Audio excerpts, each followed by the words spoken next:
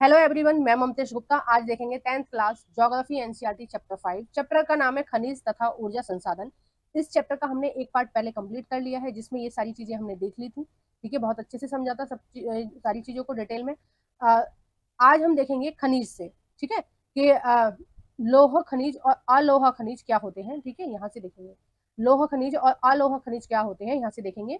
और अगर आपने इसका फर्स्ट पार्ट नहीं देखा है तो इसी वीडियो के डिस्क्रिप्शन में मैंने एमसीक्यू की और थ्योरी वाली दोनों प्लेलिस्ट की लिंक डाल रखी है। आपको थ्योरी देखनी है या एमसीक्यू देखने है, जो भी आपको देखना है आप उन प्लेलिस्ट पर क्लिक करके देख सकते हैं।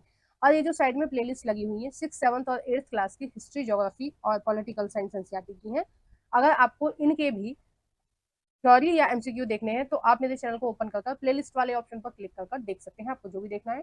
और हाँ, मैंने 9th क्लास की ज्योग्राफी भी कंप्लीट करा दी है, अगर आपको वो भी देखनी है तो उसको भी आप देख सकते हैं। ठीक है, और आज हम देखेंगे लौह खनिज। क्या देखेंगे आज हम?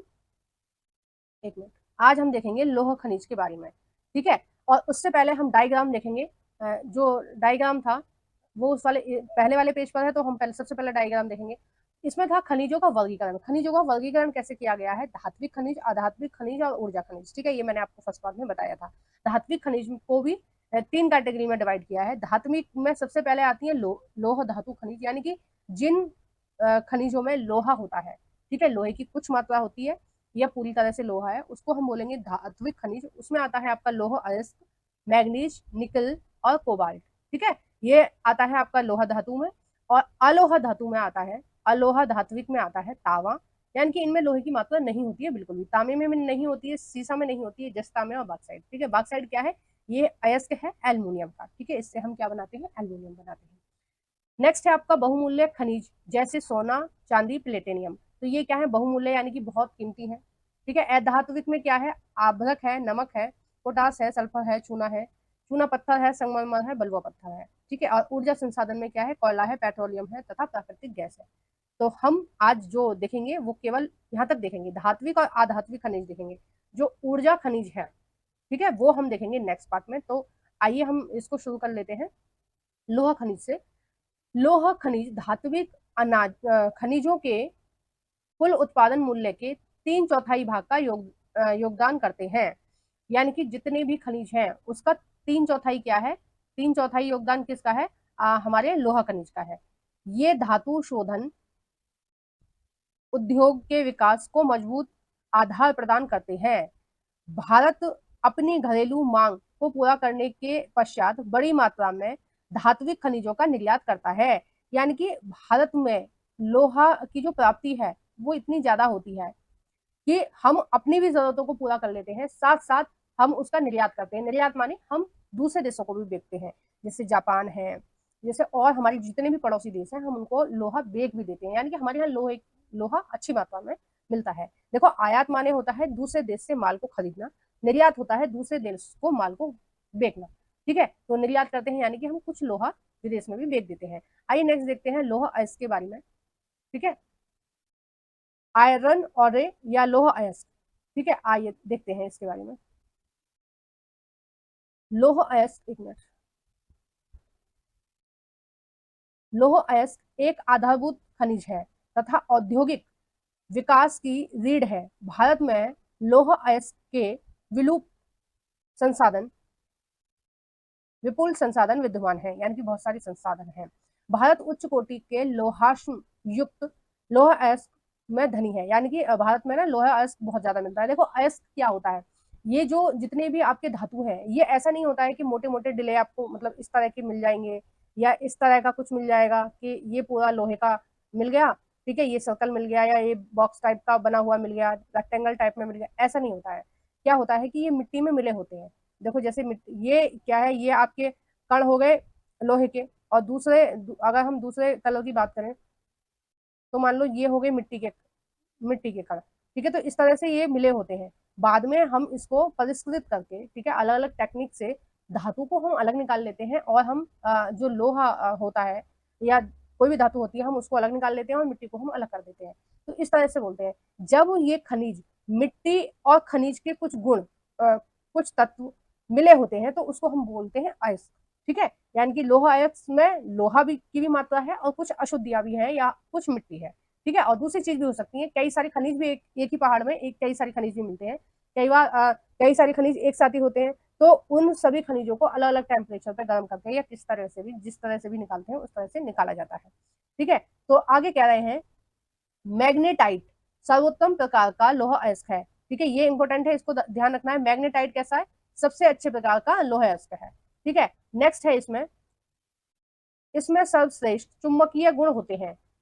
ठीक है, इसमें कैसे मैग्नेटिक गुण होते हैं, जो चुंबक होती है ना वो वाले गुण होते हैं, जो विद्युत उद्योगों में विशेष रूप से उपयोगी है। हेमेटाइट सर्वाधिक महत्वपूर्ण औद्योगिक लौह अयस्क है। हेमेटाइट कैसा है? सर्वाधिक महत्वपूर्ण है, सर्वाधिक महत्वपूर्ण लौह अयस्क है, यानी कि सबसे अच्छी कोटि का है। सबसे अच्छी कोटि का है मैग्नेटाइट, उसके बाद है हेमेटाइट। ठीक है, जिसका अधिकतम मात्रा में उपभोग किया जाता है। उपभोग यानी कि हमारे यहाँ जो मशीनें हैं या जितनी भी प्रकार की चीजें हैं लोहे की, वो बनाई जाती हैं, किंतु इसमें लोहा की मात्रा मैग्नेटाइट की अपेक्षा थोड़ी कम होती है। यानी कि पहले नंबर पर क्या है, यानी कि अगर मिट्टी में अब 70% लोहा है, ठीक है, ये जैसे मैंने आपको यहाँ उदाहरण दिया, कुछ मिट्टी है और कुछ लोहा है, तो अगर इसमें 70% लोहे की मात्रा है, 30% मिट्टी है, तो उसको वो क्या है, मैग्नेटाइट है। ठीक है, उसमें क्या है 70% लोहा में है। लेकिन जो हेमेटाइट है, ठीक है, हेमेटाइट में क्या है, उसमें लोहा की जो मात्रा है वो मैग्नेटाइट की अपेक्षा कम होती है। ठीक है, इसमें उसमें 70% था, इसमें 50 से 60% तक ही पाया जाता है। वर्ष 2018 और 19 में लोहा का लगभग समस्त उत्पादन 97% उड़ीसा, यानी कि लोहा एल्स का जितना भी उत्पादन हमारे देश में होता है उसमें से 97% किसने किया था? उड़ीसा ने किया था। तो एक साल का दे रखा है, 2018 और 19 का दे रखा है। ठीक है, छत्तीसगढ़, कर्नाटक और झारखंड, यानी कि इन 4 राज्यों ने 97% लोहे का उत्पादन किया था, और बाकी का जो 3% है वो अन्य राज्यों ने किया था। ठीक है, और ये हर स्टेट में नहीं मिलते हैं, किसी स्टेट में कोई धातु मिलती है, किसी स्टेट में कोई धातु मिलती है। ठीक है, ऐसा नहीं है सारे धातु एक जगह ही मिलेंगी, या अलग अलग हिसाब है इनका। ठीक है, आइए देखो, सबसे पहले हम ये कॉलम देख लेते हैं। कॉलम के बारे में मैं हमेशा बोलती हूँ, कॉलम कोई नहीं छोड़ना है, कॉलम अच्छे से याद करना है। ठीक है, कई बार क्वेश्चन देखने को मिलता है, कन्नड़ भाषा में कुंदरे शब्द का अर्थ है। एक मिनट इरेजर लेते हैं, कट जाता है मेरे से, पता नहीं क्यों ऐसे सीधी लाइन नहीं आती है। कुंदरे शब्द का अर्थ है घोड़ा। ठीक है, कन्नड़ भाषा में कुंदरे शब्द का क्या अर्थ है? घोड़ा। कर्नाटक के पश्चिमी घाट, कर्नाटक आपको समझ में आ रहा है ना कहाँ है? महाराष्ट्र के बिल्कुल जस्ट नीचे है कर्नाटक के पश्चिमी घाट की सर्वोच्च चोटी घोड़े के मुख से मिलती जुलती है, इसलिए उस चोटी का नाम क्या है? कुंदरी। क्या नाम है? कुंदरी। ठीक है, नेक्स्ट है बेला डीला की पहाड़ियां बैल के डील यानी कि हम्प से मिलती जुलती हैं। दूसरी पहाड़ियों के क्या नाम है? बेला डीला। अब आपसे पूछा जाएगा कि कुंदरे पहाड़ी किस अयस्क के लिए प्रसिद्ध है, तो आप बताएंगे लोहा अयस्क के लिए। ठीक है, बेला डीला की पहाड़ी किस अयस्क के लिए प्रसिद्ध है, तो आप बताएंगे लोहा अयस्क के लिए प्रसिद्ध है। ठीक है, आप ये जो पहाड़ियों के नाम है ये आपको याद रखने पड़ेंगे। ठीक है, आइए नेक्स्ट देखते हैं। नेक्स्ट क्या लिखा है? भारत में लोहा अयस्क की पेटियां, यानी कि मैं अभी आपको थोड़ी देर पहले बता रही थी कि हमारे भारत में लोहा हर जगह नहीं मिलेगा। ठीक है, कुछ कुछ जगह मिलता है। ठीक है, कहीं कहीं मिलता है, हर जगह नहीं मिलता है। तो कौन कौन सी जगह मिलता है वो हम आपको अब ये बता रहे हैं। देखो, सबसे पहले हम मैप देख लेते हैं, तो चीजें हमें क्लियर हो जाएंगी और आसानी से हम याद कर सकेंगे। ठीक है, देखो कुछ स्थान है जिन पर लोहा एस की जो मात्रा है वो ज्यादा मिलती है। अब देखो ये जो रेड रेड वाला है और ये चेक टाइप का बन रहा है ये वाला, ये क्या है? लोहा एस के क्षेत्र है और ये लोहा एस की खाने हैं। ठीक है, ये क्या है? खाने हैं। अब देखो इन्होंने बेल्ट का नाम दिया है, आपकी एनसीईआरटी में बेल्ट बोलते हैं, कि एक बेल्ट कहाँ मिलती है? एक बेल्ट मिलती है आपके कर्नाटक में। ठीक है, यहाँ पर मिल रही है एक बेल्ट। यहाँ पर क्या हो, यहाँ पर क्या है? लोहा एस के, और लोहा एस की कुछ खाने हैं। ठीक है, दूसरी बेल्ट कहाँ है? आपके गोवा में है ना? और तीसरी बेल्ट कहाँ है? देखो ये जो बेल्ट है ये इसका कुछ हिस्सा आपका मध्य प्रदेश में से लगा हुआ है, कुछ हिस्सा आपका महाराष्ट्र का से लगा हुआ है, कुछ हिस्सा आपका ये क्या है? छत्तीसगढ़। ठीक है, छत्तीसगढ़ से लगा हुआ है। तो एक बेल्ट ये हो गई, है ना? और इन बेल्टों के अलग अलग नाम है। और देखो अगली बेल्ट कौन सी है? ये यहाँ है, झारखंड है। ठीक है, झारखंड और उड़ीसा, झारखंड और उड़ीसा के यहाँ एक बेल्ट यहाँ हो गई। तो 1 2 3 4 बेल्टों में आपको लोहा मिल रहा है। देखो पूरे देश में कहा है केवल 4 जगह ही लोहा मिलता है मुख्य रूप से। ठीक है, अब इन बेल्टों के नाम देख लेते हैं। देखो पहली बेल्ट का नाम है उड़ीसा झारखंड पेटी, और क्या नाम है? उड़ीसा झारखंड पेटी। तो ये कहाँ हो गई? ये आपकी हो गई यहाँ। ये वाली होगी। सबसे पहले इन्होंने इसके बारे में वर्णन किया है। उड़ीसा झारखंड, उड़ीसा में और झारखंड में आ रही है ये बेल्ट। इसका नाम हो गया उड़ीसा झारखंड पेटी या बेल्ट। बेल्ट को हिंदी में पेटी भी बोलते हैं, ठीक है, पेट पर बांधते हैं ना उसको, तो उसको पेटी भी बोलते हैं, तो आपको कंफ्यूज नहीं होना है। नेक्स्ट, एक मिनट। उड़ीसा झारखंड पेटी उड़ीसा में सर्वोच्च कोटि का हेमेटाइट, ठीक है, क्या नाम है उसका, हेमेटाइट किस्म का लोहा अयस्क मयूर भज, ठीक है, नाम याद रखना, मयूर भज व कुंदरेझर सॉरी केंदुझर जिले में बादाम पहाड़ी खानों से निकाला जाता है। अभी देखो ऊपर आपने क्या पढ़ा था, कर्नाटक में पढ़ा था, ठीक है, कर्नाटक में क्या था, कुंदरेमुख बेलाडीला, ठीक है, और जो बादाम की पहाड़ियां वो कहाँ है, आपके उड़ीसा में है, ठीक है, ये आपको ध्यान रखना है। इसी से सन्निध यानी कि इसी के पास में झारखंड के सिंहभूम जिले में गुआ और नोआमुड्डी से हेमेटाइट निकलता है। यानी कि देखो ये इतनी जो डीप बातें हैं या तो आपको पीजीटी टीजीटी में पूछी जाती हैं और या फिर आपको यूपीएससी एग्जाम में पूछी जाती है। तो अगर आप इन एग्जामों की तैयारी कर रहे हैं तो ये बेल्ट फिर आपको बहुत अच्छे से याद करनी पड़ेंगी, line to line, word to word, ठीक है। आप फिर इनका एक शब्द भी नहीं छोड़ सकते हो। अगर आप 10th क्लास में हैं तो फिर आप बस बेल्ट के नाम याद रख लीजिए और स्टेट का नाम याद रख लीजिए, तो भी आपका काम चल जाएगा इससे, ठीक है। नेक्स्ट है आपका दुर्गा बस्तर चंद्रपुर पेटी। दुर्गा बस्तर चंद्रपुर पेटी ये कहाँ है, यह पेटी महाराष्ट्र व झारखंड राज्य के अंतर्गत पाई जाती है। अब देखो हम एक बार बता देंगे आपको कि कहाँ है ये, देखो महाराष्ट्र, और देखो ये रहा महाराष्ट्र, और ये आपका हो गया छत्तीसगढ़, नहीं झारखंड, सॉरी, हाँ छत्तीसगढ़, महाराष्ट्र और छत्तीसगढ़ में ये पेटी पाई जाती है, ठीक है। और इस पेटी में किस तरह की चीजें हैं, एक मिनट, राज्यों के अंतर्गत पाई जाती है। छत्तीसगढ़ के बस्तर जिले में बेलाडील, ठीक है, बेलाडीला की जो पहाड़ियां हैं उनमें अच्छे प्रकार का यानी कि उच्च कोटि का हेमेटाइट मिलता है। इसमें इस गुणवत्ता के लोहे में 14 जमाव मिलते हैं, यानी कि 14 जमाव हैं इसकी। इसमें इस्पात बनाने में सर्वश्रेष्ठ भौतिक गुण विद्यमान है। इन खानों का लोहा अयस्क विशाखापट्टनम विशाखापट्टनम पत्तन से जापान तथा दक्षिण कोरिया में निर्यात किया जाता है। यानी कि क्या किया जाता है, देखो ये भी आपको याद रखना पड़ेगा कि ये यहाँ से निकालते हैं, ठीक है, ये यहाँ से, सॉरी, ये यहाँ से निकालते हैं, बेलाडीला की पहाड़ियों से निकालते हैं खनिज को, ठीक है, लोहे को निकालते हैं, ये जो है, और कहाँ पर लेके आते हैं, ये यहाँ पर लेके आते हैं, विशाखापट्टनम जो वो है, पतन है या पोर्ट है, ठीक है, जहाँ पर पानी के जहाज खड़े होते हैं, पोर्ट है, तो यहाँ पर ये निकाल कर यहाँ पर लेके आते हैं, और इस बंदरगाह से फिर कहाँ जाता है माल, जापान जाता है और कोरिया जाता है, ठीक है, यहीं से कहाँ जाता है, जापान और कोरिया जाता है। नेक्स्ट हम देखेंगे दक्षिण कोरिया जाता है, ठीक है। नेक्स्ट हम देखेंगे बेल्लारी या चित्रदुर्ग, ठीक है, ये बेल्ट का नाम है, या चिकमंगलुर तुमकुरु पेटी, ठीक है। अब देखो इन पेटियों के नाम आपको कैसे याद रहेंगे, देखो ये तो बिल्कुल सिंपल है, उड़ीसा झारखंड। दुर्गा बस्तर चंद्रपुर, देखो चंद्रपुर जो गांव है आपने कई जगह पढ़ा होगा एनसीईआरटी में, वो महाराष्ट्र में, तो आप ध्यान रखना कि महाराष्ट्र वाली जो पेटी है वो महाराष्ट्र और छत्तीसगढ़ दोनों से लगी हुई है, ठीक है। मैं बार बार मैप आपको इसलिए दिखा रही हूँ कि याद करने का यही तरीका होता है। मैं खुद ऐसे ही याद करती थी मैप को कि बार बार मैप में देखो, बार बार मैप में देखो, तो मैप याद हो जाता है। बेल्लारी और चित्रदुर्ग, अब देखो इसमें आ रहा है चिकमंगलुर, ठीक है, चिकमंगलुर कहाँ है आपका, चिकमंगलुर आ जाएगा आपके कर्नाटक में, ठीक है, चिकमंगलुर कहाँ है, कर्नाटक में है। तो ऐसे ये थोड़ा थोड़ा आपको हिंट लेना पड़ेगा, इसी तरह से आपको ये याद होगा, ठीक है। तो ये कहाँ होगा, आपके कर्नाटक में होगा। कर्नाटक की इस पेटी में लोह एस की वृद्ध है राशि संचित है। कर्नाटक में पश्चिमी घाट में अवस्थित कुंदरेमुख, ठीक है, ये खाने 100% निर्यात की इकाई है। यानी कि कर्नाटक में जो लोहा निकाला जाता है उसको हम पूरा की पूरा क्या कर देते हैं, निर्यात कर देते हैं। कुंदरेमुख निक्षेप संसार के सबसे बड़े निक्षेपों में से एक माना जाता है, यानी कि इतने बड़े भंडार है वहां पर लोहे अयस्क के। लोहा अयस्क करदम रूप में पाइपलाइन द्वारा मंगलूर के निकट एक पत्तन में भेजा जाता है, ठीक है। नेक्स्ट है महाराष्ट्र गोवा पेटी। महाराष्ट्र और गोवा पेटी और है एक, उसको हम पहले हम देखेंगे मैप में। देखो मैप में बार बार हम इसलिए देख रहे हैं ताकि हमें याद रहे। देखो गोवा में भी है इसका कुछ भाग इसका महाराष्ट्र में भी है, ठीक है। तो गोवा और महाराष्ट्र की एक पेटी है, उसके बारे में अभी हम देख रहे हैं। यह पेटी गोवा तथा महाराष्ट्र राज्य के रत्नागिरी जिले में स्थित है। यद्यपि यहाँ का लोहा उत्तम प्रकार का नहीं है, तथापि इसका दक्षता से दोहन किया जाता है। मर मरमागाओ पत्तन से इसका निर्यात किया जाता है।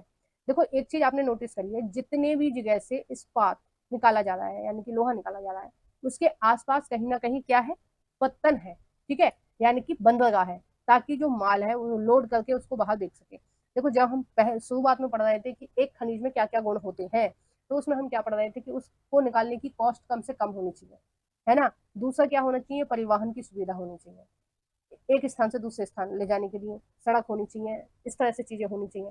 अब देखो हमारे देश में लोहे की इतनी ज्यादा खपत है ही नहीं, अगर हम सारा लोहा निकाल भी लेंगे तो निकाल के करेंगे क्या, उसका एक लिमिट होती है ना, किसी भी चीज के उपभोग करने के लिए, यूज करने के लिए एक लिमिट में यूज करोगे ना। अब जैसे खाना है, आप 2 रोटी खाते हो डेली, या मान लो 4 खाते हो, तो कितनी खा सकते हो, डेली 4 ही खाओगे, ठीक है। अब अगर 8 रोटी आपके लिए बना के रख भी जाए तो वो 4 बेकार ही जाएंगी, आपको तो खानी 4 ही है। तो इसीलिए लोहा को हम तभी तो निकालेंगे तब उसका मार्केट होगा, कहीं बेचने के लिए हम उसके लिए जगह होगी, तो क्या करते हैं, इनमें से निकालते हैं और उसको बेच देते हैं। देखो पास में यहाँ पर क्या है, पारादीप है, ठीक है। पारादीप में यहाँ से निकाल के पारादीप से एक्सपोर्ट कर देते हैं, यानी कि निर्यात कर देते हैं। यहाँ से बेलाडीला से निकाल के विशाखापट्टनम में, ठीक है। फिर यहाँ से निकाल के जो मंगलुरु नाम का एक बंदरगाह है, वहां से बाहर भेज दिया जाता है, ठीक है। और यहाँ से निकाल के मरमर गोवा मरमर गांव मरमर गांव में एक मरमर गांव एक पत्तन का नाम है, उससे यहाँ का निर्यात कर दिया जाता है, यहाँ से निकाल के यहाँ निर्यात कर दिया जाता है, ठीक है। तो इस तरह से ये प्रक्रिया चलती है। नेक्स्ट हम देखेंगे मैग्नीज। अब देखो मैग्नीज के बारे में क्या कहा जा रहा है। मैग्नीज मुख्य रूप से इस्पात के विनिर्माण में प्रयोग किया जाता है, यानी कि मैग्नीज का मेन काम क्या है कि जब हम इस्पात बनाते हैं यानी कि लोहा बनाते हैं, लोहा का निर्माण करते हैं, तो उसके लिए हमें किसकी जरूरत होती है, मैग्नीज की जरूरत होती है। बिना मैग्नीज के लोहा बनाना मुश्किल है। तो 1 टन इस्पात बनाने में लगभग 10 किग्रा, ठीक है, यानी किलोग्राम, 10 किलोग्राम 1 टन में कितना लगता है, 10 किलोग्राम मैग्नीज की आवश्यकता होती है, ठीक है। इसका उपयोग, जो मैग्नीज है उसका उपयोग हम कहाँ कहाँ कर सकते हैं, ब्लीचिंग पाउडर बनाने में, कीटनाशक दवाई बनाने में और पेंट बनाने में मैग्नीज का प्रयोग किया जाता है, ठीक है। पेंट क्या होता है, एक तरह से सीलन से बचाता है घरों को, दीवारों को, तो इसके बनाने में मैगजीन का प्रयोग किया जाता है, ठीक है। अब देखो ये एक मैप दे रखा है, मैग्नीज उत्पादन में राज्यों का अंश, यानी कि सबसे ज्यादा जो मैग्नीज उत्पादन करता है वो करता है मध्य प्रदेश, यानी कि मध्य प्रदेश से निकाला जाता है। उसके बाद महाराष्ट्र से 27%, उसके बाद उड़ीसा से 16%, कर्नाटक से 12%, आंध्र प्रदेश से 10% और अन्य राज्य, ठीक है, यानी कि कुछ और खनिज निकाल रहे हैं और वहाँ पे थोड़ा बहुत मैग्नीज भी निकल जाए तो उसको भी निकाल लेते हैं, तो 2% अन्य राज्यों से निकाला जाता है, ठीक है। आइए नेक्स्ट देखते हैं। देखो वीडियो थोड़ी सी लंबी होगी, घबराना नहीं है, मैंने अच्छे से पढ़ाना है मुझे, और ऐसे मुझे बिल्कुल भी नहीं करना है कि एक आध टॉपिक पढ़ाया और एक आध टॉपिक पीछे वाला छोड़ दिया, ठीक है। मैं देखती हूँ कई लोग ऐसे भी करते हैं कि आगे का कुछ कुछ पढ़ा दिए टॉपिक और पीछे वाले टॉपिक छोड़ दिए, ऐसे ही रहने दिया। तो मैं ऐसे नंबर 2 वाला ऐसा काम नहीं करती हूँ, एक एक लाइन और एक एक आपको हेडिंग पढ़ाती हूँ। अगर आप पहले से मेरी वीडियोस देख रहे हो तो आप जान पा रहे होगे कि मैंने एक भी टॉपिक आपको बिना समझाए ऐसे ही नहीं छोड़ा है, ठीक है। हर टॉपिक से मैं क्वेश्चन भी बनाती हूँ। आपने जब क्वेश्चन आंसर वाली वीडियो मेरी देखते होगे तो आप देख पाते होगे कि मैंने एक भी टॉपिक नहीं छोड़ा है, ठीक है। मतलब मैं एक भी टॉपिक नहीं छोड़ती हूँ, एक एक पैरा रीड करती हूँ, फिर उससे क्वेश्चन लेती हूँ, फिर उससे ऑप्शन लेती हूँ, तो एक एक चीज मैं बहुत गहराई से लेती हूँ। तो इसलिए मुझे थोड़ा सा टाइम लगता है, मुझे भी कई बार लगता है कि हाँ वीडियो लंबी हो रही है, पार्ट ज्यादा हो रहा है, लेकिन चीजों को ठीक से समझाने में टाइम लगता है, ठीक है। तो इसलिए आप थोड़ा सा धीरज बना के रखा करो, वीडियो लंबी है देखकर नहीं भागना है, क्योंकि पढ़ने में टाइम लगेगा। देखो आपके भी टीचर पढ़ाते हैं, अगर आप 10th क्लास में पढ़ रहे हैं तो अगर आपके टीचर पढ़ाते हैं या आप कोचिंग सेंटर में पढ़ते हैं तो भी आपका टीचर कोई भी आपका चैप्टर पढ़ाता है तो लगभग लगभग उसको 1 से 2 क्लास लग जाती है समझाने में। तो उतना ही टाइम मुझे लग रहा है और मैं आपको हर चीज फैक्ट दे रही हूँ, सारी चीजें निकाल के दे रही हूँ, तो टाइम लगता है। तो इसलिए पेशेंस बना कर रखना है, भागना नहीं है कि वीडियो लंबी हो रही है छोड़ के भागो। फिर क्या होगा, आज आपने वीडियो छोड़ के भाग जाओगे, ठीक है, टॉपिक क्लियर नहीं होगा, फिर एग्जाम टाइम पे फिर उस बुक को खोल के देखोगे, ठीक है, या फिर किसी और की वीडियो देखोगे कि भाई जो 20 मिनट में पूरा चैप्टर करा रहा हो, फिर वहां से समझ में नहीं आएगा, फिर किसी तीसरे की देखोगे कि भाई अब 10 मिनट में ही हो जाएगा या 15 मिनट में लगाओगे। तो ऐसे कर करके आप उतना ही टाइम खर्च कर दोगे जितना इस वीडियो में एक जगह बैठ कर आप पढ़ सकते थे। ठीक है, तो इसलिए इधर उधर भागने की जरूरत नहीं है, चीजों को डिटेल से कराया जा रहा है इसलिए टाइम लग रहा है, तो बिल्कुल भी ऐसे टेंशन वाली नहीं लेना है और इत्मीनान से पढ़ना है। जब कोई, मैं देखो अपने घर की कोई बात नहीं कर रही हूँ आपसे, कोई हंसी मजाक नहीं कर रही हूँ, कोई अदर चीजें नहीं पढ़ा रही हूँ, आपके सब्जेक्ट से रिलेटेड पढ़ा रही हूँ। आपने नोटिस किया होगा मैं कंटिन्यूअस बोलती रहती हूँ, ठीक है, कंटिन्यूअस बोलती रहती हूँ, यहाँ तक कि पानी वानी पीने के लिए भी नहीं रुकती हूँ, तो टाइम लगता है चीजों में, तो थोड़ा सा सपोर्ट कीजिए। देखो आगे हम देखेंगे अलोहा खनिज, ठीक है, यानी कि जिन खनिजों में लोहा की मात्रा नहीं होती है। अब कौन कौन से खनिज होते हैं जिनमें लोहा की मात्रा नहीं होती है? भारत में अलोहा खनिजों की संचित राशि व उत्पादन अधिक संतोषजनक नहीं है, यानी कि बहुत ज्यादा मात्रा में जो अलोहा खनिज है वो नहीं मिलते हैं। हमारे यहाँ लोहा वाले ज्यादा मिलते हैं, ठीक है, क्योंकि हम तो बहुत ज्यादा एक्सपोर्ट भी कर रहे हैं लोहे को।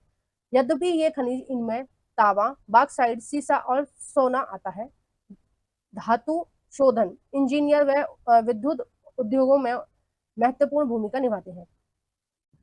हम तांबा बॉक्साइट का वितरण समझें। अब हम सबसे पहले हमें क्या बताया जा रहा है, तांबा और बॉक्साइट का वितरण समझाया जा रहा है। आइए देखते हैं नीचे क्या लिखा है इन्होंने। तांबा, भारत में तांबे के भंडार व उत्पादन क्रांतिक रूप से न्यून है, ठीक है। घातवर्धीय, तान्य और ताप सुचालक होने के कारण तांबे का उपयोग मुख्यतः बिजली के तार बनाने, इलेक्ट्रॉनिक्स और रसायन उद्योगों में इसका प्रयोग किया जाता है तांबे का, ठीक है। जो तांबे के तार होते हैं, जो बिजली के तार होते हैं तांबे के, वो सबसे उच्च कोटि के होते हैं, ठीक है, सबसे अच्छे माने जाते हैं। और इससे भी अच्छे माने जाते हैं चांदी के, ठीक है। चांदी के तार भी होते हैं जो बड़ी बड़ी महल टाइप के बने होते हैं ना घर, उनमें चांदी के वायर होते हैं। तो ये इस तरह की चीजें होती हैं। आगे कह रहा है मध्य प्रदेश में बालाघाट खदानें देश में लगभग 52% यानी 52% तांबा उत्पादन करती है। कहाँ? मध्य प्रदेश में, ठीक है। ये दे भी रखा है, बॉक्साइट का ही दे रखा है ये, कि 65% तो उड़ीसा है, ठीक है। अरे भाई ये इसमें लिखा कुछ, अच्छा ये बॉक्साइट का दे रखा है, ये वाला जो चित्र है बॉक्साइट का दे रखा है। तांबे का कहाँ दे रखा है देखते हैं। तांबे का हमने ऊपर वाला नहीं, ये मैग्नीज का है। तांबे का इन्होंने चित्र दिया ही नहीं है। तांबे का दिया है क्या? नीचे दिया है? नहीं, ये चूना पत्थर का है, तो इन्होंने तांबे का दिया नहीं है, तांबे का बस इन्होंने लिखा है, तो अच्छे से याद रखना। मध्य प्रदेश में 52% तांबा मिलता है। झारखंड का सिंहभूम जिला भी तांबे के लिए मुख्य उत्पादक है। राजस्थान की खेतरी की खाने, ठीक है, राजस्थान की खेतरी की खाने, ये याद रखना। देखो एक कॉपी पे लिख लेना, नहीं तो मैं एक शॉर्ट वीडियो बना दूंगी आपको, ठीक है, आपको एमसीक्यू में दे दूंगी, या फिर आपको वैसे ही मैं चैनल पे अपलोड करूंगी, तो आप देख लेना कि आप स्टेट लिखना एक कॉलम में, एक कॉलम में एक्स लिखना, ठीक है, स्टेट और एक्स लिखना, और एक कॉलम में आप खान लिखना, ताकि आपको पता रहे कि कौन सी खान कौन से स्टेट में है, ठीक है, और किस अयस की है। तो ये ना याद करने में आसानी होगी। देखो नोट्स तो खुद से दो चार चीजें खुद से करनी पड़ेंगी, ऐसे फ्री में आपको कुछ भी नहीं मिलता है। पढ़ने के लिए थोड़ी मेहनत करनी पड़ती है। तो आप क्या करेंगे, एक पेपर पे ऐसे लिख लेना जैसे मैं आपको बता रही हूँ। वैसे मैं भी एक शॉर्ट वीडियो आपको अपलोड कर दूंगी, लेकिन फिर भी आप अपनी सहूलियत के लिए लिख लो, एग्जाम में सहूलियत रहती है उन चीजों को अच्छे से देखने की, ठीक है। तो एक कॉलम में आप इसका नाम लिखना, एक कोने में आप खान लिखना कॉलम में, और एक कॉलम में आप लिखना कि ये कौन से स्थान पर है। तो इस तरह से आप सारे लिख लोगे तो आपको अच्छे से याद हो जाएगी, और ऐसा याद हो जाएगा कि हमेशा आपको याद रहेगा। जब भी आपका एग्जाम हो एक बार आप रिविजन कर सकते हैं। मैंने भी इस तरह से लिख रखे थे अपने कॉपी में जब मैंने नोट्स बनाए थे, ठीक है। तो याद करने का ये सही तरीका है। अब देखो बॉक्साइट के बारे में दे रखा है। बॉक्साइट किसका अयस्क है? एल्युमिनियम का, ठीक है। यद्यपि अनेक अयस्कों में एल्युमिनियम पाया जाता है, परंतु सबसे अधिक एल्युमिनियम किले जैसे दिखने वाले बॉक्साइट से ही प्राप्त होता है। बॉक्साइट निक्षेप की संरचना एल्युमिनियम सिलिकेटों से समृद्ध व्यापक भिन्नता वाली चट्टानों के वितरण से होती है, ठीक है। एल्युमिनियम एक महत्वपूर्ण धातु है क्योंकि यह लोहे जैसी शक्तिशाली होती है, लेकिन अत्यधिक हल्की होती है। देखो आपके घर में भी मिलती होगी कढ़ाई, सबके यहाँ होती है एल्युमिनियम की कढ़ाई, जिसमें मावा चलाया जाता है, खोआ निकाला जाता है, या बहुत सारी चीजें भूनने वगैरह के काम आती है। तो एल्युमिनियम का कोई ना कोई बर्तन आपके घर होगा निश्चित, चाहे कढ़ाई हो। और पहले तो पतीली चलती थी, आप लोग शायद जानते भी नहीं होंगे पतीली किस तरह की होती है। तो पतीली होती थी, और बहुत सारी चीजें होती हैं। और यहाँ तक कि खिड़की वगैरह भी आजकल एल्युमिनियम की बन रही है, दीमक वगैरह से उनकी सुरक्षा रहती है। और सबसे बड़ा जो उदाहरण है, ये जो वायुयान बनते हैं, ठीक है, प्लेन, हेलीकॉप्टर, ये सारी जो चीजें बनती हैं ये एल्युमिनियम की बनती है, क्योंकि ये बहुत हल्का होता है। और जितना हल्का रहेगा उतना ही कम ईंधन लगेगा वायुयान को जाने में, ठीक है। तो ज्यादा से ज्यादा हल्का करने के लिए वो क्या करते हैं, एल्युमिनियम का बनाते हैं। अगर वो लोहे का बना देंगे तो उड़ नहीं पाएगा वो, ठीक है। क्योंकि फिर या अगर उड़ भी जाएगा तो फिर उसे बहुत ज्यादा ईंधन की जरूरत पड़ेगी, ठीक है ना। अब जितना भी आप ट्रक में सामान भर देंगे उतना ही उसको खींचने के लिए ज्यादा पावर लगानी पड़ेगी, पावर लगानी पड़ेगी तो आपको पेट्रोल या डीजल जो भी उसमें पड़ता होगा वो ज्यादा डालना पड़ेगा, ठीक है। तो ये हिसाब है। आइए नेक्स्ट देखते हैं, इसमें अत्यधिक घातवर्धकता भी पाई जाती है, ठीक है। आइए नेक्स्ट देखते हैं, इसमें नेक्स्ट किसके बारे में दे रखा है, बॉक्साइट के बारे में दे रखा है। भारत में बॉक्साइट के निक्षेप मुक्त है। अमरकंटक ये कहाँ है, ये आपके मध्य प्रदेश में है, ठीक है, ध्यान रखना, अमरकंटक के पहाड़। और कौन सी नदी निकली है अमरकंटक से, कमेंट बॉक्स में बताएंगे। अभी नदी वाला चैप्टर दो तीन दिन पहले ही आपको कराया, तो आपको याद होना चाहिए अमरकंटक की पहाड़ियों से कौन सी नदी निकली है, आप कमेंट बॉक्स में बताएंगे, ठीक है। मैकाली की पहाड़ियां तथा बिलासपुर कट, कटनी की पठार प्रदेश में पाए जाते हैं, ठीक है। मैकाले की पहाड़ियों में पाए जाते हैं बॉक्साइट, अमरकंटक के पहाड़ों में, और बिलासपुर की कटनी के पठारों में, पठारी क्षेत्रों में पाया जाता है। उड़ीसा भारत का सबसे बड़ा बॉक्साइट उत्पादन राज्य है। सबसे ज्यादा बॉक्साइट कहाँ मिलता है, उड़ीसा में। यहाँ कोरापुट जिले में पंचपतमाली निक्षेप राज्य में सबसे महत्वपूर्ण बॉक्साइट पाए जाते हैं, ठीक है। और मैंने जैसे बताया ना, आप ऐसे लिस्ट से बना लेंगे तो बहुत बहुत सही रहेगा आपके लिए। नेक्स्ट है आपका, इसमें देखो एक बहुत ही अच्छा दिलचस्प चीज है, आपका मूड फ्रेश हो जाएगा एकदम ये वाला पढ़ के। मुझे भी हंसी आ गई थी जब मैंने ये इसको पहली बार पढ़ा था। जब नया नया एल्युमिनियम की खोज की थी ना, नेपोलियन तृतीय की कहानी है ये, इतिहास में आप चले जाओ, नेपोलियन तृतीय की कहानी है। एल्युमिनियम की खोज के बाद सम्राट नेपोलियन तृतीय अपने कपड़ों पर एल्युमिनियम के बने हुक तथा बटन पहनता था। उसको लगता था कि एल्युमिनियम है ना, जब नई नई खोज हुई थी तो उसे लग रहा था कि कुछ बहुमूल्य धातु है, इतनी हल्की है और इससे बटन बनाओ, हुक बनाओ, इस तरह की चीजें। तथा अपने खास मेहमानों को एल्युमिनियम से बने बर्तनों में भोजन कराता था। यानी कि उसके घर पे, अब कोई मेहमान हमारे घर पे आता है तो जो सबसे अच्छे बर्तन होंगे ना, मम्मी कभी आपको खाने के लिए नहीं देगी उनमें, सबसे बढ़िया कप में कभी आपको चाय नहीं मिलेगी, लेकिन जब रिश्तेदार आएंगे तो सबसे बढ़िया चीज निकाल के उनके सामने पेश करी जाएगी कि भाई हमारा जो स्टैंडर्ड है वो इतना अच्छा है। ये सबकी मम्मियां करती हैं, ठीक है। और मैं भी करती हूँ ये सारी चीजें। जब मेहमान आते हैं तो अच्छे अच्छे क्रॉकरीज निकाली जाती है अंदर से। तो ये जो नेपोलियन तृतीय था ये भी ऐसे ही करता था कि जो मेहमान आते थे ना, खास मेहमान, उनको एल्युमिनियम से बने बर्तनों में खाना खिलाता था, ठीक है। तथा आम मेहमान जो खास होते थे उनको एल्युमिनियम वाले बर्तनों में मिलता था, और जो आम होते थे, जो रोजमर्रा वाले, उनको सोने के बर्तन में, सोने और चांदी के बर्तन में परोसा जाता था। इस घटना के 30 साल बाद पेरिस में भिखारियों के पास एल्युमिनियम के बर्तन होना आम बात हो गई थी। यानी कि ये जो एल्युमिनियम है ये इतनी मात्रा में निकाला जा रहा था कि धीरे धीरे भिखारियों तक भी इसकी पहुंच होने लगी, ठीक है। वैसे जो एल्युमिनियम है वो हमारी बॉडी के लिए काफी ज्यादा नुकसानदेह होता है। अगर आपके घर में एल्युमिनियम के बर्तन है तो आप कोशिश करो कि कम से कम उनका यूज किया जाए, क्योंकि ये हमारी बॉडी में जाके उसमें प्रॉब्लम क्रिएट करता है। तो ज्यादा से ज्यादा आप कोशिश करो कि लोहे के बर्तन में खाना बनाया जाए, लोहे की कढ़ाई है, ठीक है। आजकल तो एक नया चलन चला है, वो नॉन स्टिक जैसा आता है कोई लोहा, याद नहीं आ रहा मुझे अभी। मेरे घर में बर्तन भी हैं उसके, मुझे याद नहीं आ रहा है क्या बोलते हैं उसको। चलो जब याद आएगा तो मैं कमेंट बॉक्स में बता दूंगी, ठीक है। तो इस तरह के बर्तन भी आते हैं उस लोहे के, ठीक है। और उसका नॉन स्टिक का तवा भी आता है उसी लोहे का। तो लोहे की जो चीज है वो ज्यादा सही रहती है हमारी बॉडी के लिए, हाँ, क्योंकि हमारी बॉडी के लिए आयरन की जरूरत होती है, खनिजों की जरूरत होती है ना, उसमें आयरन भी है एक, आयरन की जरूरत होती है, लेकिन एल्युमिनियम की जरूरत नहीं होती है। तो एल्युमिनियम के अगर बर्तन आपके यहाँ है, आप यूज करते हैं, तो नहीं करनी चाहिए। नेक्स्ट देखते हैं अधात्विक खनिज, जिनमें धातु नहीं होता है, उन खनिजों के बारे में यहाँ बताया गया है। कौन कौन से हैं, अवरक है। अवरक एक ऐसा खनिज है जो प्लेटों तथा पत्रण क्रम में पाया जाता है। यानी कि ये कैसा पाया जाता है, ये परत होती है, इसकी परत की परत देखो, हम यहाँ समझ लेते हैं, ऐसे लेयर लेयर सी होती है, ठीक है, लेयर लेयर में इसका जमाव होता है, किसका, अवरक का। और भारत इसमें फर्स्ट नंबर पर है पूरे वर्ल्ड में, ठीक है। आ, और इसकी जो ये लेयर लेयर है ये कहाँ पाई जाती है, ये आपके आंध्र प्रदेश में पाई जाती है। इसका जवाब सबसे ज्यादा कहाँ पाया जाए, आंध्र प्रदेश में, ठीक है। इसका चादर में विपाटन आसानी से हो सकता है। ये परतें इतनी महीन होती हैं, यानी कि इतनी ज्यादा पतली होती हैं कि इसकी 1000 परत कुछ ही सेंटीमीटर ऊंचाई में समाहित हो जाएंगी, ठीक है। आप समझ सकते हो कि कुछ सेंटीमीटर में ही 1000 परत आ रही है, तो कितनी ज्यादा पतली होती होंगी। देखो अवरक का जो रंग होता है वो कैसा कैसा होता है, पारदर्शी होता है, ट्रांसपेरेंट होता है, काले रंग का होता है, हरे रंग का होता है, लाल रंग का होता है, भूरे रंग का होता है और पीले रंग का होता है, ठीक है। एग्जाम में पूछा भी जाए कि भाई कौन कौन से रंग के अवरक होते हैं, तो ये आपको याद होने चाहिए, ठीक है, तो ये आपको याद करना है। नेक्स्ट है आप इसमें इसकी सर्वोच्चता पैरा विद्युत शक्ति ऊर्जा ह्रास का निम्न गुणांक विश्ववाहन के गुण और उच्च वोल्टेज की प्रतिरोधकता के कारण अवरक्त विद्युत व इलेक्ट्रॉनिक उद्योगों में प्रयुक्त होने वाली अपहार्यता खनिजों में से एक है। यानी कि अवरक्त का जो प्रयोग है वो हम जो इलेक्ट्रिकल सामान होते हैं उनमें करते हैं। जो प्रेस वगैरह होती है ना, प्रेस का जो नीचे वाला जो तला होता है उसमें लगा होता है अवरक्त। ठीक है, अवरक्त की एक परत लगी होती है उसमें।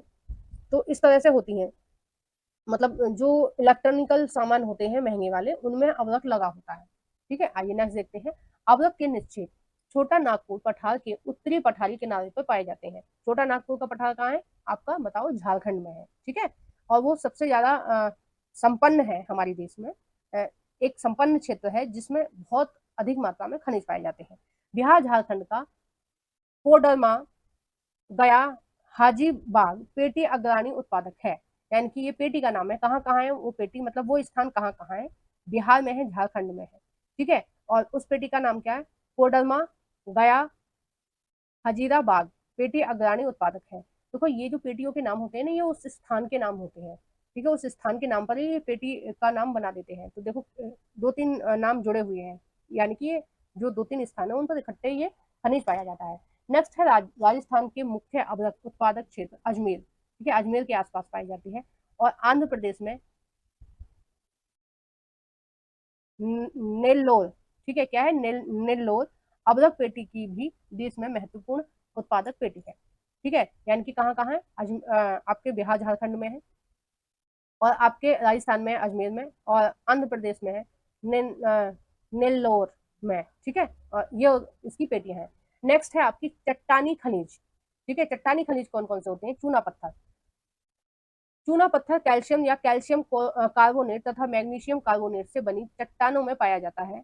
यह अधिकांश अपसादी चट्टानों में पाया जाता है। ठीक है, अब ये मैंने आपको फर्स्ट पार्ट में अच्छे से बताया है अपसादी अग्नि चट्टान कौन कौन सी होती हैं, तो यहाँ पर हम डिस्कशन नहीं करेंगे। चूना पत्थर सीमेंट उद्योग, यानी कि सीमेंट जो बनाई जाती है उसमें किसका प्रयोग किया जाता है, चूना पत्थर का किया जाता है। एक आधारभूत कच्चा माल है और लोहा प्रगलन की भट्टियों के लिए अनिवार्य है। यानी कि लोहे में भी चूने पत्थर का प्रयोग किया जाता है। चूने पत्थर का प्रयोग किया जाता है, और किसका प्रयोग किया जाता है, अभी बताया था मैंने, किसका प्रयोग किया जाता है, मैग्नीज का। ठीक है, मैग्नीज और चूना पत्थर का प्रयोग किया जाता है लोहे की प्रगलन भट्टी में, यानी कि जहां पर लोहे का शुद्धिकरण किया जाता है। ठीक है, आओ नेक्स्ट देखते हैं। देखो ये एक चित्र दे रखा है, या ये एक पाई चार्ट दे रखा है, इसको हम बोलते हैं पाई चार्ट। ठीक है, ये एक पाई चार्ट दे रखा है, इसमें बता रखा है कि कितने कितने परसेंट चूना कहाँ कहाँ मिलता है। ठीक है, तो ये आप अच्छे से देखना ताकि आपको याद हो जाए। इस तरह के जो मैप दे रखे हैं, पाई चार्ट दे रखे हैं, इनको कई कई बार देखो। अगर आप एनसीईआरटी ही पढ़ रहे हो तो दिन में कम से कम 2-3 बार इसको खोल कर देखो। ठीक है, एक बार सुबह देख लिया, शाम देख लिया, दोपहर देख लिया, पढ़ने से पहले एक बार देख लिया कि भाई कौन किस मैप में क्या लिखा है। ऐसे आपको ज्योग्राफी याद होगी। ठीक है, रटोगे तो कुछ भी नहीं है। खनन को घात उद्योग खनन को घातक उद्योग बनाने से रोकने के लिए दृढ़ सुरक्षा विनियमन पर्यावरण कानून और क्रियान्वयन अनिवार्य है। यानी कि खनन को हमें ठीक ठाक रूप देने के लिए हमें कुछ नियम बनाने चाहिए और उनका पालन करना चाहिए। और हमें पर्यावरण का भी याद रखना है, ध्यान रखना है कि हमें खनिजों का खनन इस तरह से करना है कि पर्यावरण को नुकसान ना पहुंचे। ठीक है, अभी देखो ये खनन के बारे में कुछ बता रहे हैं कि क्या क्या खतरे हो सकते हैं, तो वो देखते हैं। क्या आपने कभी खनिकों द्वारा अपने जीवन को सुविधाजनक बनाने के लिए किए गए प्रयासों के बारे में सोचा है। खनन का खनिकों खनिकों मतलब जो खनन में लोग काम करते हैं उनको बोलते हैं खनिकों के स्वास्थ्य तथा पर्यावरण पर क्या असर पड़ता होगा। अब देखो कोयले की खान में काम कर रहे हैं, पूरे दिन विषैली गैस उनके अंदर जा रही है, कौन सोचता है उनके बारे में, कोई नहीं सोचता। मैंने बताया ना कि गरीबी एक अभिशाप है और वो केवल शिक्षा से दूर हो सकता है, और कोई तरीका नहीं है गरीबी दूर करने का। तो इसलिए मन लगाकर पढ़िए। तो जो गरीब होते हैं ना उनके बारे में कोई भी नहीं सोचता है। मैं आपको फैक्ट बता रही हूँ, एक बिल्कुल सच्ची बात बता रही हूँ। अगर आप उम्मीद लगा के बैठे हो किसी सरकार से, किसी नेता से, अपने रिलेटिव से, अपने भाई बहन से, माता पिता से, तो मत लगाओ। मैं साफ बता रही हूँ आपको, मत लगाओ। आपकी गरीबी को केवल आप दूर कर सकते हैं और शिक्षा से कर सकते हैं। ज्यादा से ज्यादा पढ़ने की कोशिश करिए, काम कीजिए। ठीक है, और जब आप पढ़ेंगे तो आप अपने बच्चों को शिक्षित करेंगे, वो अपने बच्चों को शिक्षित करेंगे, और शिक्षा एक दिन आपकी गरीबी को पूरी तरह से मिटा देगी। केवल यही एक हथियार है आपके पास जो आपकी गरीबी को मिटा सकता है, अन्यथा कोई नहीं मिटा सकता। अन्यथा ऐसे ही गरीब लोग बीमार होते रहेंगे, मरते रहेंगे, कुछ भी होता रहेगा। अखबार के पन्नों में उनको एक लाइन भी नहीं मिलती है। अखबार में जो बड़ी बड़ी हेडलाइन आती है ना, ये बड़े बड़े नेताओं की आती है, बड़े बड़े उद्योगपतियों की आती है, ठीक है। उनको कुछ खरोच भी आ जाएगी तो भी हेडलाइन बन के आएगी, लेकिन गरीब कहाँ कितने मर जाते हैं कोई नामो निशान नहीं है। न्यूज़पेपर में आती भी नहीं है इस तरह की खबरें, मुझे पता है बहुत अच्छे से। तो कोई नहीं है तुम लोगों का, तुम खुद हो अपने आप के, और तुम खुद को कैसे बनाओगे, शिक्षा से बनाओगे, मेहनत करके बनाओगे, ठीक है। दूसरों की चीजों पर नियत मत रखो कभी भी कि ये हमें दे देगा, इससे हम माला माल हो जाएंगे, ये हमारी मदद कर देगा, हमारा घर बन जाएगा, ये हमारी मदद कर देगा, हमारे पास ये सुविधा आ जाएगी, फ्रिज आ जाएगा, कूलर आ जाएगा। कुछ लोग ये घात लगा के बैठे हैं कि जब हमारी शादी होगी, लड़की भी सोचती है ऐसा, ऐसी बात नहीं है, लड़के भी सोचते हैं, लड़कियां भी सोचती हैं कि जब हमारी शादी होगी तो हमें बेड मिल जाएगा, हमें फ्रिज मिलेगा, ये मिलेगा। लड़के भी सोचते हैं कि शादी में बाइक आ जाएगी, गाड़ी आ जाएगी। किसी के पैसों से कभी किसी का भला नहीं होता है। तुम्हारा भला तुम्हारी कमाई में होगा, तुम्हारी जो बरकत है ना वो तुम्हारी कमाई में होगी, तुम्हारी मेहनत की कमाई में होगी। कभी भी दूसरों से लेके तुम खुशियां नहीं ले सकते हो, ठीक है। दूसरों के पैसों से खुशियां अगर मिलेंगी ना तो 2-4 दिन रहेंगी, अगर तुम अपने पैसों से खुशियों को खरीदोगे तो वो हमेशा रहेंगी, ठीक है। कभी भी तुम्हारी वाइफ ताने दे सकती है तुमको कि भाई ये तो मेरे पापा ने दिया है ना, बोल सकती है ना ये बाइक मेरे पापा की है, ये सोना मेरे पापा का है। तुम्हारे खुद का होगा तो कोई तुम्हें कुछ बोलने वाला नहीं है। तो अपनी मेहनत पर भरोसा रखो, लड़की हो या लड़का हो, मैं हमेशा सबसे कहती हूँ खुद मेहनत करो, अपने आप पर भरोसा रखो, किसी से कोई उम्मीद मत लगाओ। तुम्हारा कोई नहीं है, तुम खुद के ही हो, ठीक है। और खुद मेहनत करो और खुद कुछ बनो। खदानों में काम करने वाले श्रमिक लगातार धूल व हानिकारक धुएं में सांस लेते हुए फेफड़े संबंधी बीमारियों के शिकार हो जाते हैं। खदानों की छतों के गिरने, सैलाब आने और जल विपलित होने, विलापित होना, कोयले की खदान में आग लगने आदि खतरे खदान श्रमिकों के लिए स्थायी है, यानी कि ये होते ही होते हैं उनके साथ। खदान क्षेत्रों में खनन के कारण जल स्रोत संदूषित हो जाते हैं, यानी कि जिस एरिया में खदान का काम हो रहा है वहां पर जल प्रदूषण भी हो जाता है, ठीक है। अवशिष्ट पदार्थों तथा खनिज तरलों के मलबे भी खरता लगाने से भूमि तथा मिट्टी का अपक्षय होता है, यानी कि जब हम खोद रहे हैं लगातार तो मिट्टी क्या हो रही है वहां खराब हो रही है। सरिताओं तथा नदियों नदियों का भी प्रदूषण बढ़ता है। जब किसी भी चीज का खनन हो रहा है तो उसके लिए पानी की जरूरत हो रही है, बहुत सारी चीजों की जरूरत होती है, तो आसपास की जितनी भी चीजें वो क्या हो जाती हैं, दूषित हो जाती हैं। अब हमें उन्हें दूषित होने से किस तरह से रोकना है, क्या क्या उपाय करने हैं, ये हम देखेंगे खनिजों का संरक्षण में। आइए देखते हैं जल्दी। हम सभी को उद्योग और खनिजों की कृषि की खनिज निक्षेपों और उनके विनिर्मित पदार्थों पर भारी निर्भरता सुपरिचित है। खनन योग्य निक्षेपों की कुल राशि असार्थक अंश है, अर्थात भूपर पट्टी का 1%। जिन जिन खनिज संसाधनों के निर्माण तथा संग्रहण में लाखों वर्ष लग जाते हैं, यानी कि इन्हें खनिजों को बनने में कितने वर्ष लग जाते हैं, लाखों लाखों वर्ष लग जाते हैं किसी भी खनिज को बनने में, चाहे लोहा है या बॉक्साइड है, कोयला है, आपका सोना है, चांदी है, इनको बनने में लाखों साल लग जाते हैं, लेकिन हम यूज बहुत जल्दी कर लेते हैं। हम इनका शीघ्रता से उपयोग कर रहे हैं, तो इसलिए हमें लिमिट में और थोड़ा थोड़ा उपयोग करना है, ठीक है। हर चीज का उपयोग करो लेकिन थोड़ा थोड़ा करो, बहुत ज्यादा जरूरी ना हो तो गाड़ी को लेकर बाहर मत निकलो, ठीक है। टेम्पो रिक्शा ये भी चल रहे हैं, मेट्रो भी चल रही है, उसमें भी जा सकते हो, है ना। और जब आपको ज्यादा ही जरूरी है तभी आप अपनी गाड़ी या बाइक को लेकर निकले। आप ये ना सोचें कि हमारे पास पैसा है हम कितना भी डीजल उड़ाएं, भाई किसी को क्या, हम तो अपने पैसे से खर्च कर रहे हैं, तो अपने पैसे से खर्च कर रहे हो, लेकिन ये देश का संसाधन है, आपका नहीं है, आपका निजी नहीं है, ये देश का संसाधन है। आपको देश के और लोगों के बारे में भी सोचना पड़ेगा। खनिज निर्माण की भूगर्भिक प्रक्रियाएं इतनी धीमी होती हैं कि उनके वर्तमान उपभोग की दर की तुलना में उनके पुनः भरण की दर अपरिमित रूप से थोड़ी है, यानी कि हम यूज जल्दी जल्दी कर रहे हैं और बनने में बहुत सारी समय लगेगा। इसलिए खनिज संसाधन सीमित और अनवीकरणीय है, यानी कि बहुत जल्दी से बनता नहीं है।